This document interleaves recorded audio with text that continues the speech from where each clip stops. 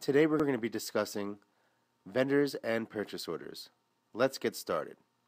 When you first click on the software, this brings you into your invoice screen. On your invoice screen, you have three options on the top right. You have Manager, Help, and Exit. Manager allows you to make any kind of back office changes or adjustments that need to be made in the software.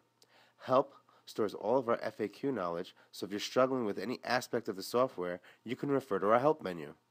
Exit allows you to exit out of the software. Manager. When you click on Manager, this prompts you for a password. In the software, we have defaulted password, which is admin on the top and 01 at the bottom. Let's type that in now. ADMIN. Enter. And our ID at the bottom is 01. 01. Enter. This now brings us into our Manager screen. We're now going to navigate to our vendor maintenance. So we're going to click on number 5, Administrative, letter G, Vendor Maintenance. Now this is the screen where you're going to add all of your vendors in the system. Keep in mind, if your vendors are not added into the system, then you cannot order more of that product. The only required fields when adding a vendor into the system is your vendor number and company name. I recommend putting in as much information as you possibly can, because the more information, the better it is for you. We also have the ability to select the method of how you would be sending that vendor over the purchase order. So when you hit the drop-down arrow, you have three options: print, fax, and email. So now what we're going to do is we're going to add a vendor into the system. We can give the vendor any kind of number that we want, or any unique identifier, or even a telephone number. So let's give them a telephone number: 845-920-0800. Company name is going to be Adams Chips.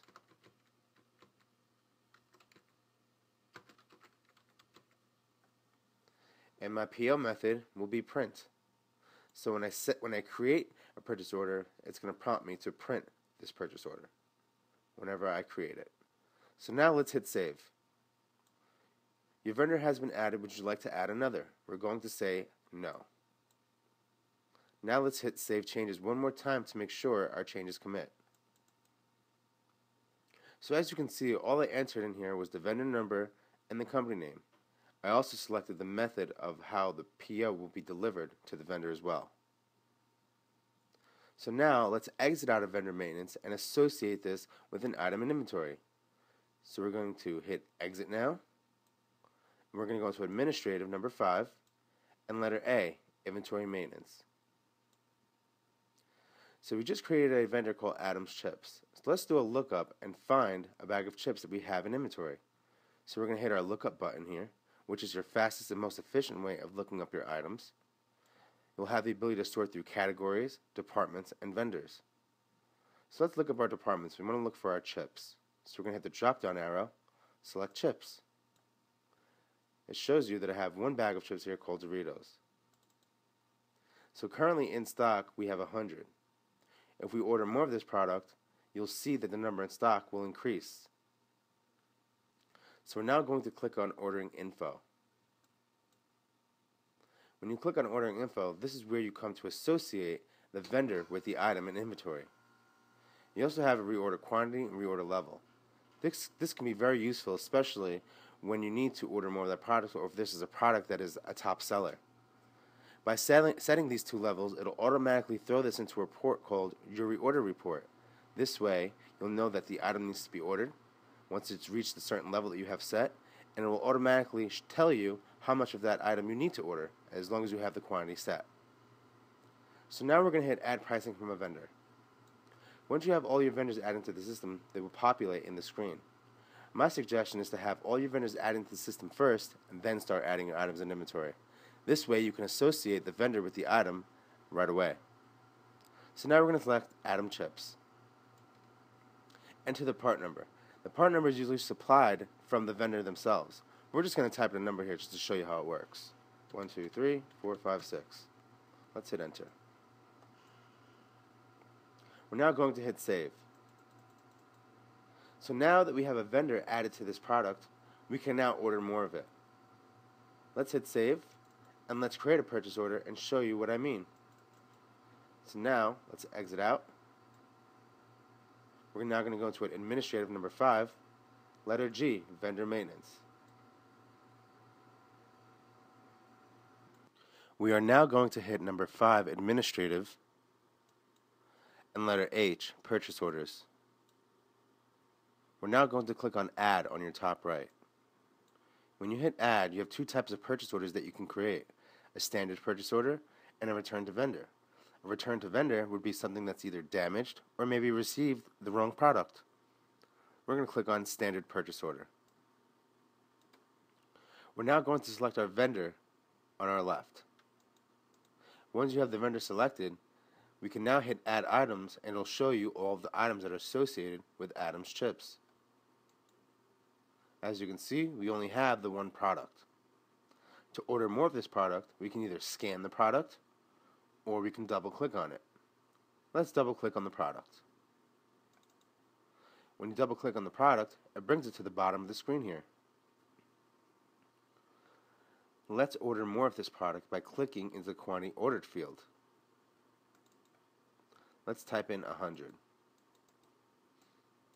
So we already know currently in stock that we have 100. So when we order more of this product and receive this product, it should bring our stock up to 200. So now let's hit save. Now for this vendor, we have it set to print. So this is why it's prompting me, would I like to print a copy of this purchase order? I'm going to say no for now because I do not have a printer attached to my computer. So after you hit your method of printing, it then shows you that the purchase order has a status of O, which means that the purchase order is still open. We can now double click on the purchase order and take a look at it. So now that we put our purchase order through, a day has gone by and our vendor has now come with our product. We now need to receive that product. We're now going to double click on the line and hit receive item. Enter line number to receive. The line number is 1, so we're going to leave that the way it is. Enter the quantity received. We're going to hit 100 because we received 100. We're now going to hit update. Your changes have been saved. Hit OK to that. Now we can double click on the purchase order and close it out because we have already received this product. So double click, hit close, and hit close purchase orders may not be reopened. Are you sure you would like to close this purchase order? Yes, we are. We're now going to click on exit and take a look at the item in inventory. Number 5, administrative. Letter A, inventory maintenance.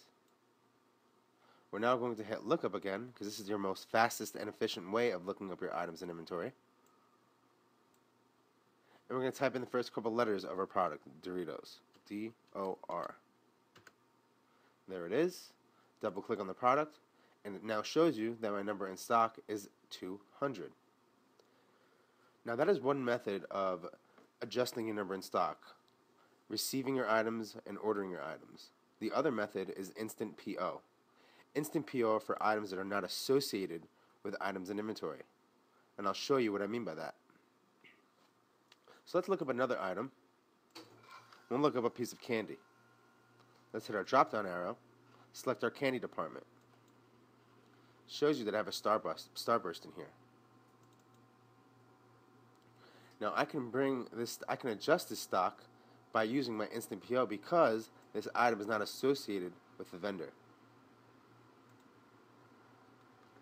Now this will allow me to add and deduct. So let's hit instant PO and enter how many we want to receive. So let's say we received another 5.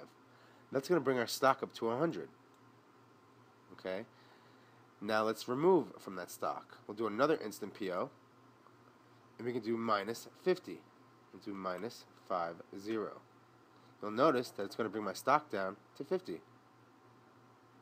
Now another option I want to show you that you can enable when adjusting your items to an instant PO is that you can set up a prompt.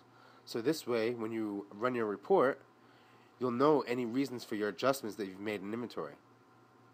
Now we're going to hit save on this product, and we're going to exit. We're now going to hit setup number 4 and setup screen. We're now going to click on the inventory tab in your setup screen. We're going to have required description for instant POs. This way we know why the inventory was adjusted, and I'll show you what I mean by that.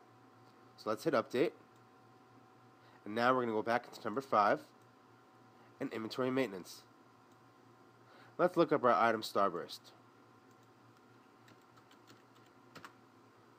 There it is. We're now going to double click on the product. And now when I hit Instant PO, it's going to prompt me for a reason of why I'm adjusting the inventory. So let's say Instant PO, and I received more of this product. So this would be a reason why I'm adjusting my inventory. So I'll leave that the way it is. Let's say we received another 50, which should bring our stock up to 100. As you can see, the system now knows why I brought my stock up to 100 because I just received more of that product. Now let's say we received that product, but 50 of those products were damaged.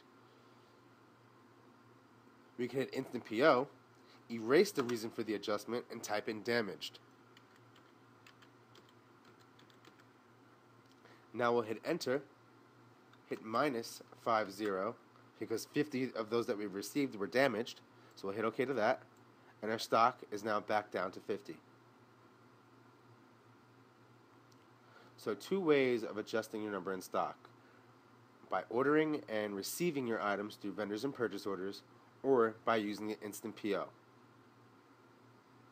Last thing I want to show you is backing up your database. Now it is highly recommended to make a credit card settlement when backing up your database, but just to give you a way around that, I'm going to show you how you can bypass that prompt. So backup database. And when you hit backup database, this prompts you for a username and password. Again, the defaulted ID is admin on the top and 01 at the bottom. ADMIN, enter, and 01, enter. As I mentioned, it is strongly recommended to make a credit card settlement before backing up your database. Have you settled your credit card transactions? So it's it's the beginning of the day, but we haven't ran our credit card transaction, but I'm going to say yes anyway because I like to make multiple backups throughout the day. It's very, very, very, very, very important to make your backups. I can't stress that enough. So let's hit yes. And it is recommended to save your backup to a flash drive, a hard drive, or even off-site. We're going to call the backup today's date, 7/11/2013.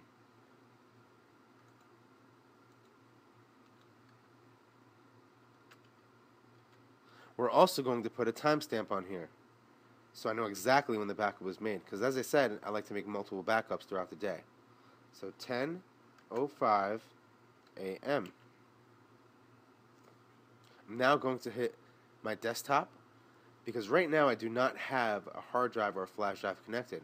But later on, when I connect my hard drive or flash drive, I can literally just drag and drop it onto my hard drive or flash drive. So I'm just going to hit save and save it to my desktop for easy finding. It's going to take a couple seconds, and there you go. Your database has been successfully backed up. Now, the reason why we recommend doing a credit card settlement in your end of day is because we want the backup to have the most recent information. God forbid your system goes down for any reason, maybe a power outage or maybe somebody broke in for any reason. As long as you have this backup stored on a separate device, all we have to do is reinstall the software, restore your backup, and you're back where you left off with the most recent information. So this way you don't lose a day of work. Now this concludes our training on vendors and purchase orders.